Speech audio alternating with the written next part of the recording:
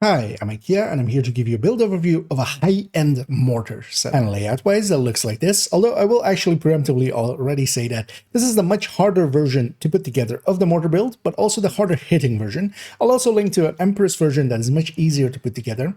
As here, of course, we have a sacrifice that is re-rolled to yellow, together with the contractors that is re-rolled to yellow. Two group of pieces here on the mask and the knee pad slots that have also been recored to yellow. The group of pieces definitely you want to have even in the Empress version, and they aren't that hard to get, but the sacrifice especially can be a harder piece to get, especially if you don't have the blueprint for it.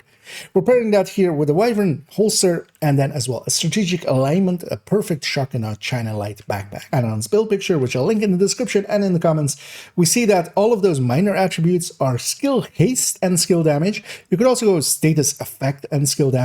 The skill damage is self-explanatory. We're trying to do a lot of skill damage. Together with that, the skill haste actually does help the mortar a little bit, but especially the skill alongside of it. Here as well, we do have contractors. DTA does apply to all of the explosive skills, and that's why we go with that. And yeah, this is a yellow cord sacrifice, a yellow cord contractors. Those groupos pieces as well are, we need to find the two right stats to optimize them and then record the core. That makes for 4 unicorns for this one, and that is actually the hard part of this one to get. But of course, yeah, the Empress one is linked as well. For that one, you do still need the group of pieces to make it really effective.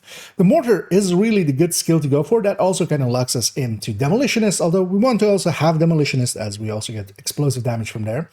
On the other skill slot, I really do like the Hive, but Seekers and Sticky are really good picks as well, and those do require some of that skill haste. That's why I'm going that route. All of those skills do hit pretty hard, and of course they hit group-wide, especially the Mortar is a really great tool. Although be sure that your group, if you're using it in a group, is okay with the screen shake that the Mortar applies. And lastly, weapon-wise, here I'm going with a shotgun and a capacitor. Of course, the DTA of both of them applies to the skills as well here. That's why we're going that route.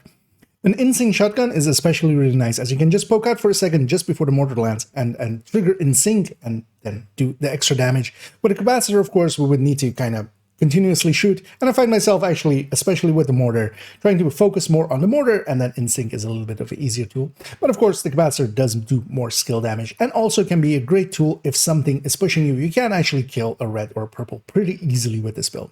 And yeah, this build hits really, really hard and is well worth giving a try.